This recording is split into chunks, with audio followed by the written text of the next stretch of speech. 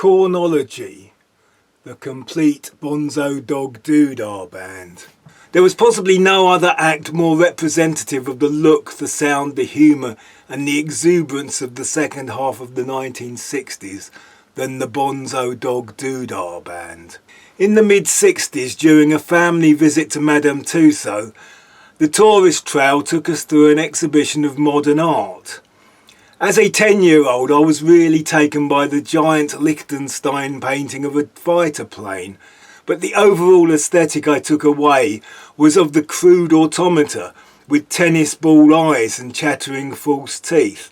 This was the look of the Bonzos.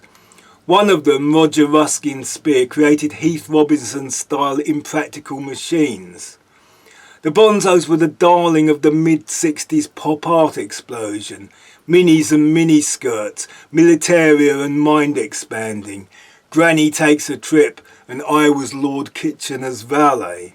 I first saw the Bonzo Dog Doodah band doing their crazy mix of comedy, trad jazz and pop rock on a remarkable Tea Time Kids TV show called Do Not Adjust Your Set, which also featured David Jason and 3 comedians who went on to be part of Monty Python's Flying Circus. The Bonzo's standout performance for me was probably their version of Monster Mash. They had a radio hit with the intro and the outro, a track puzzlingly complex at the time.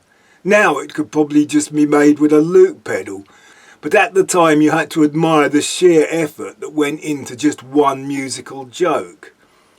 In it we hear each of the band being introduced in a typical way, but it doesn't stop there. Anyone of my vintage will remember some of the other mentions, though naming them all would be like naming all the faces on the Sgt. Pepper cover.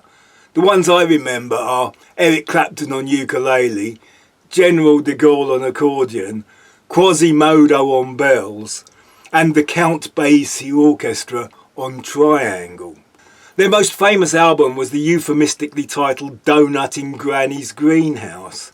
They had a big hit single with Urban Spaceman and a famous B-side with Canyons of Your Mind. There was also social comment with songs like My Pink Half of the Drainpipe.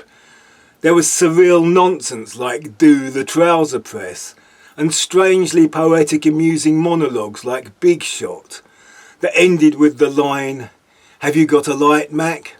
"No, but I've got a dark brown overcoat." The frontmen were Vivian Stanshall, who spoke and sang with an announcer's sense of serious authority, the plummy received pronunciation making the weirdness stand out even more, and Neil Innes, who later went on to work with the Pythons and the Ruttles. Neil Innes is also famous for the saying, "I have suffered for my art, and now it's your turn." They were psychedelic, but not in the hippie-trippy Grateful Dead Hate Asby way, but in the visually playful mock Edwardian Union Jack Carnaby Street Great British way, the Peter Blake Sgt. Pepper cover Eggman and Walrus way. They appeared in the Beatles' Magical Mystery Tour TV special, performing their song Death Cab for Cutie. Their final album was recorded as a contractual obligation and has a number of fairly accurate but rather obvious parodies. A Beach Boys parody about dandruff called King of Scurf, a Rocky number about constipation called Do the Strain, and a Johnny Cash type number. A couple of times Neil Innes does Beatles type things, which is probably a precursor to his work on the Ruttles' All You Need Is Cash. Viv Stanshall does a piece about Sir Henry at Rawlinson End, a comic spoken piece where the comedy was all in the inventive choice of words, a piece that became a series broadcast on the John Peel Show. Stanshall is probably most famous for being the voice of Tubular Bells. The final track on the final album is impossible not to laugh at, yet it somehow seems like cheating. After years of trying everything to be funny, sometimes succeeding and sometimes not, it all ends with a badly edited tape loop of a laugh. Chronology, the complete Bonzo Dog Doodah band.